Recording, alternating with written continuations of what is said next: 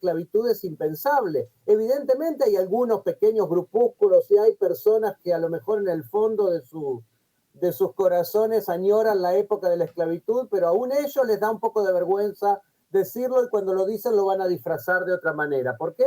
Porque la idea es una idea que como tal es impensable y es indecible. Y como esta podemos pensar en decenas de ideas que a lo largo de la historia han existido y que hoy en día son impensables. Si nos vamos a la historiosofía más profunda, hay quienes dicen que el judaísmo surge a partir de el rechazo a la idea de los sacrificios humanos, ¿sí? Hubo una época en la que el sacrificio humano era la norma, y esa norma hoy en día no existe más, porque se creó una serie de procesos históricos, sociales, en la mentalidad de las personas y en las culturas de diferentes pueblos que lo fueron de a poco rechazando o transformar en algo absolutamente impensable y absolutamente inaceptable. Por lo tanto, sí, ideas pueden ser combatidas a través de negarles su legitimidad, y en última instancia, ideas pueden pasar a algún tipo de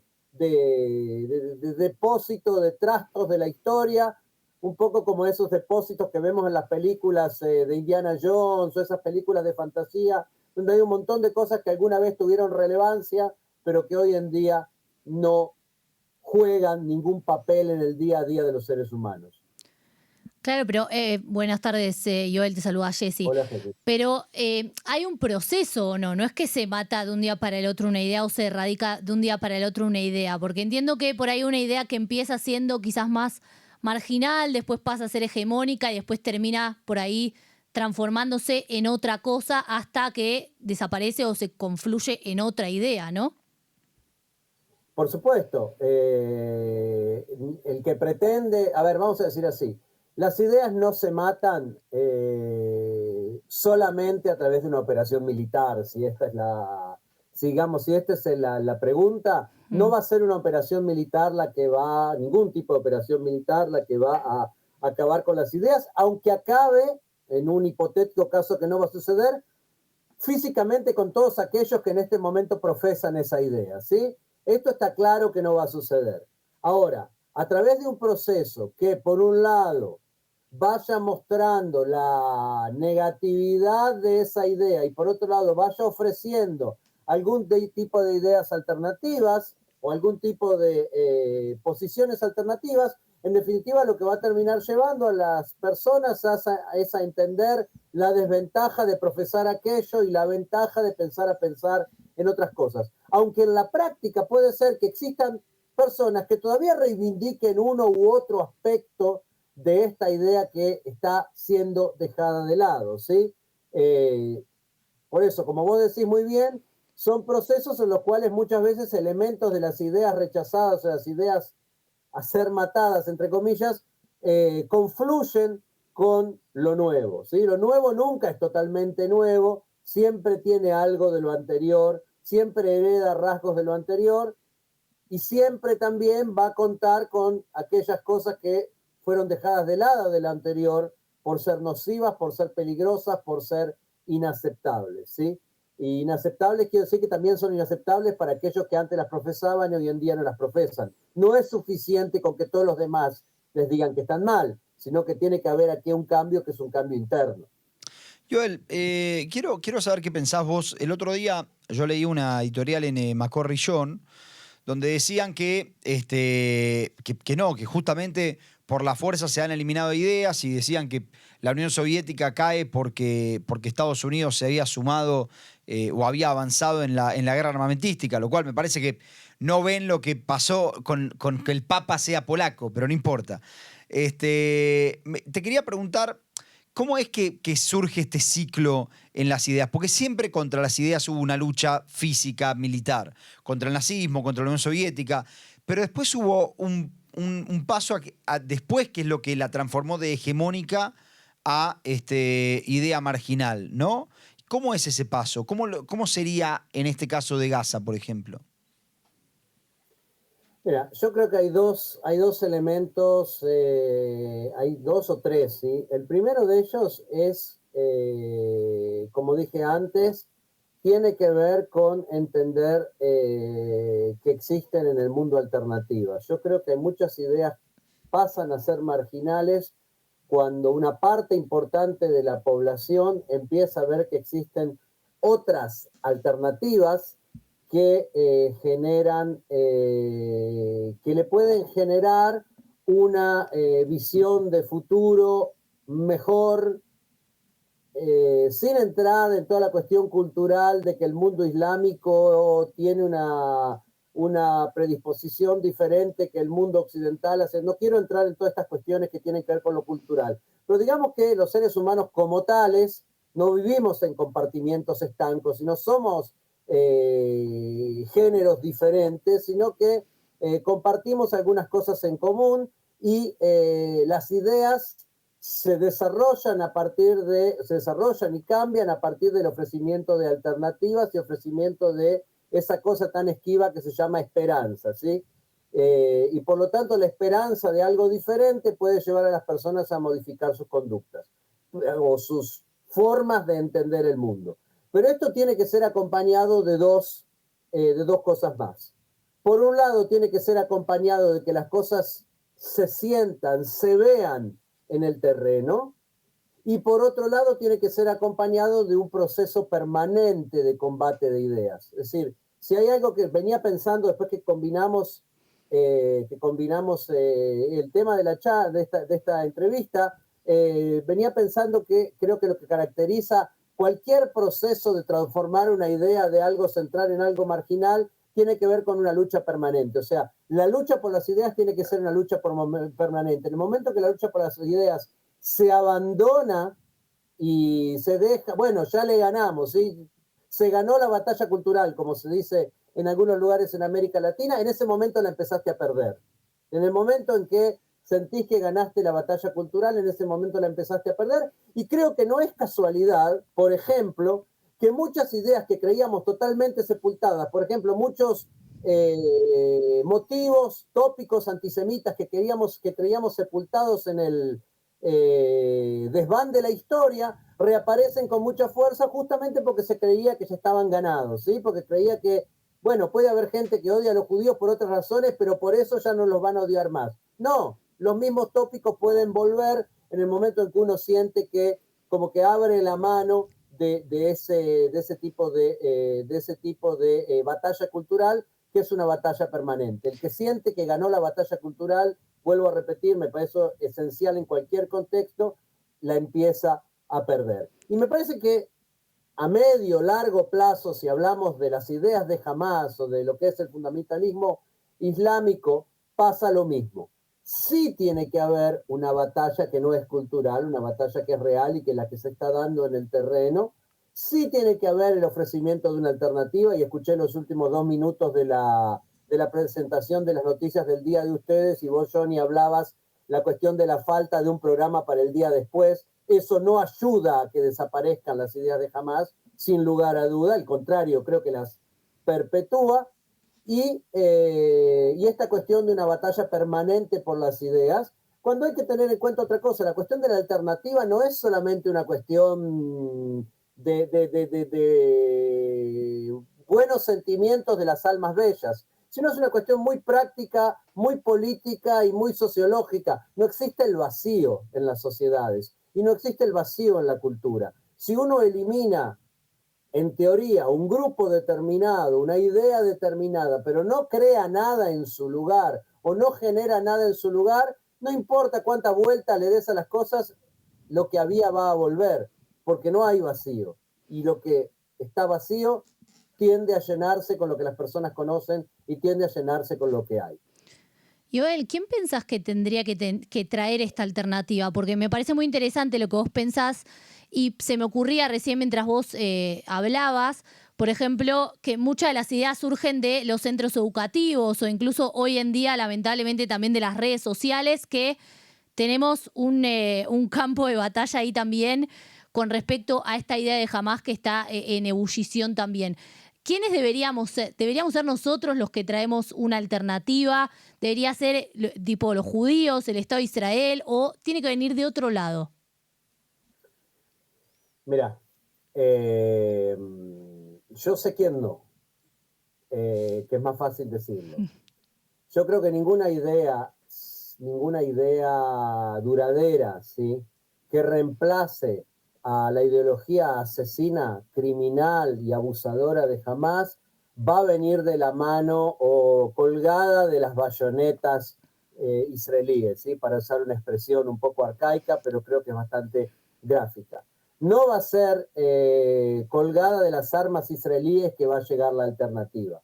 Las, Israel como Estado y nosotros como sociedad, por supuesto que estamos muy interesados en que esa alternativa surja, pero esa alternativa tiene que ser una alternativa que surja, en primer lugar, del propio mundo árabe, una alternativa que hable en árabe sin acento, es decir, que hable el idioma y que no aparezca como una ideología de ocupación, sino como una ideología legítima o como un pensamiento legítimo dentro de las perspectivas del mundo árabe, cuando nosotros sabemos que en el mundo árabe, no estoy hablando de Gaza, pero en el mundo árabe en general, esas alternativas existen. Y podríamos decir inclusive que en algunos lugares del mundo árabe están en auge en los últimos años, ¿sí? Esto es un poco la grieta interna del mundo árabe de la cual los palestinos y nosotros somos víctimas trágicas, pero es una grieta interna del mundo árabe y del mundo musulmán con el cual no por primera vez nosotros nos enfrentamos. Entonces yo creo que esto tiene que venir en primer lugar del mundo árabe y otra vez tiene que venir con aplicaciones prácticas. No es suficiente con decirle a las personas crean en esto porque esto es mejor que lo otro. También tienen que ver cuál es la ventaja objetiva, la ventaja en el día a día, la ventaja en el bienestar, en el well-being de su población, de ir por este camino y abandonar el camino en el cual en este momento están embarcados. Ahora, hay algo que recién decías sobre esto de que no se puede dejar el vacío, digamos, que en las sociedades no hay vacío. Y yo pensaba, ¿no? ¿Cómo se puede hacer para generar esta alternativa, esta otra idea, en lugares donde, según lo que se informa en algunos lugares, hay alta aprobación de Hamás o alta aprobación de la participación de Hamás? Ahora, corregime si me equivoco, ¿no? Te pregunto como si fuera una cuestión de profesor-alumno. ¿Puedo entender que al no haber una alternativa, entonces como no hay vacío, necesariamente en todas las encuestas la gente va a apoyar a Hamás? Mira, yo primero y principal, como ya lo hemos hablado en otros encuentros nuestros, tengo escasísima confianza en encuestas de este tipo, especialmente en encuestas que se dan en marco de estados totalitarios, ¿sí? Algunos años de mi vida me dedico a estudiar un estado totalitario, que fue la Alemania nazi, y no le doy prácticamente ningún tipo de crédito a encuestas de opinión supuestamente libres que se realizan en esos lugares. Ahora, que en este momento Hamás se presenta como el abanderado de la causa palestina, como el abanderado de la lucha contra la ocupación, con mucho apoyo externo por parte de personas que difícilmente puedan localizar Gaza en el mapa o pronunciar bien Han Yunes o Rafiah, pero que ven a Hamás como ese abanderado y eso repercute sobre su frente interno también. No tengo muchas dudas, sin entrar en este tipo de encuestas, pero sí, esto no solamente es lo conocido, esto también es lo conocido que se ocupó desde el 2006 sistemáticamente de eliminar a toda oposición, eliminar prácticamente, ¿sí? No hacer callar, sino eliminar en el sentido más concreto del término a toda oposición o toda quien pudiera hacerle frente. Entonces lo que quedan son aquellos que o eran indiferentes o apoyaban o tienen tanto miedo que no van a ser capaces en este momento de decir otra cosa. Pero junto con eso nosotros sabemos que existen otras voces subterráneas que no por amor a Israel o por un gran placer de ver a los soldados y a los tanques israelíes dando vueltas por su barrio, sino simplemente por oposición a Hamás o ven en Hamás responsable de la tremenda destrucción que la Franja de Gaza está sufriendo. Yo creo que esto es una cosa que cuando se baje la polvadera de la guerra, se va a poder empezar a escuchar mucho más, y se va a poder empezar a ver mucho más. Hoy en día me parece difícil hacer una evaluación exacta de cuántos gazatíes realmente consideran que Hamás es el baluarte, el bastión de su independencia, y cuántos son los que se dan cuenta de que en el día a día de todos los gazatíes la situación hoy es mucho peor de lo que era el 6 de octubre y va a seguir siendo mucho peor por mucho tiempo. Por otra parte, una cosa que es importante es que en todos los lugares donde ha habido, sin entrar en la comparación, en la Alemania nazi cuando termina la Segunda Guerra Mundial, en Japón cuando termina la Segunda Guerra Mundial, donde ha habido fuerzas de ocupación, donde ha habido una derrota militar y después de la derrota militar ha habido la creación de una alternativa, muchísimos de los que habían sido funcionarios del, llamémoslo, antiguo régimen, después, en algunos casos después de un tiempo y en algunos casos inmediatamente, volvieron a ser funcionarios ahora del nuevo régimen, ¿sí? Los procesos de, llamémoslo, desnazificación que se vivieron en Alemania, lo hemos charlado, Sí. fueron en algunos casos muy básicos y no significaron una separación completa, ¿sí? Y hubo, y hay personas conocidísimas que fueron activos durante el régimen nazi y después de 6 meses de reeducación, de pronto fueron activos en la democratización de Alemania. No es que se convirtió en una persona diferente, no es que le lavaron la cabeza, simplemente hubo un proceso histórico por el cual aquellas ideas dejaron de ser relevantes, se transformaron en algo impensable, no solamente marginal, sino algo censurable moralmente, y las personas se adaptaron. Sí, va a haber que convivir con tipos que apoyaron a Hamás. De esto no cabe ninguna duda. Pero Joel, nos queda un minutito, pero no quería dejar de hacerte una pregunta que acabas de mencionar vos la palabra. Quería preguntarte por el rol de los medios de comunicación y también por la censura en este sentido, también en el tema de las ideas y de la propagación o no de estas ideas.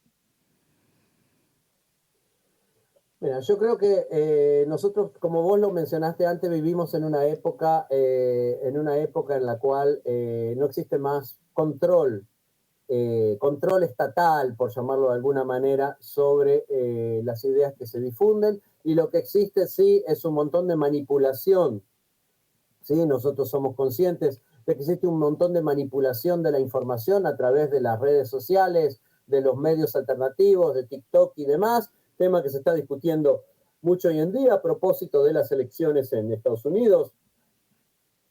También a propósito de las elecciones en Israel, donde no sé si ustedes escucharon que hace poco tiempo, el tema de los hackers rusos que supuestamente actúan dentro de los medios de las redes sociales en Israel para favorecer a ciertos sectores en detrimento de otros. Es decir, nosotros estamos en una situación de una tremenda anarquía, y dentro de esa anarquía hay como bandas o como grupos, ¿sí? Como casi como en la época medieval, circulan grupos armados, en este caso armados con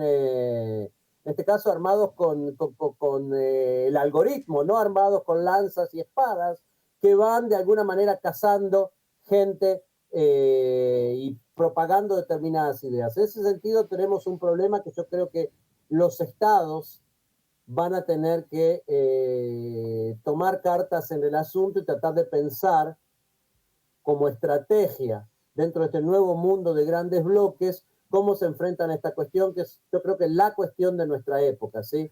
Pues la cuestión de nuestra época es que empezamos a ver cada vez más personas que vivimos en realidades paralelas. Esos pibes que manifiestan en las universidades en Estados Unidos, como esos muchachos que tomaron el Capitolio hace casi 4 años, 3 años y medio, viven en realidades paralelas a la realidad que vivimos nosotros, a la realidad que viven muchas personas en el mundo, y viven en ella, de verdad. Y creo que ese es el gran tema para pensar en el debate de ideas en el siglo XXI. Tenemos que pensar en cómo volvemos a tener una plaza pública en la cual se pueda debatir ideas. Hoy en día esa plaza pública no existe. Joel, te agradezco. Muchas gracias, nos tenemos que Joel. ir, ahí la musiquita nos indica eso. Muchas gracias a ustedes. Un abrazo. Chao, chao. Nosotros nos vamos a reencontrar mañana 9 de la mañana por Facebook. Vamos a tener nuestras actualizaciones y luego a las 2 de la tarde un programa aquí en vivo por YouTube. Chao, Jessy. Chau, chau. Chao a todos.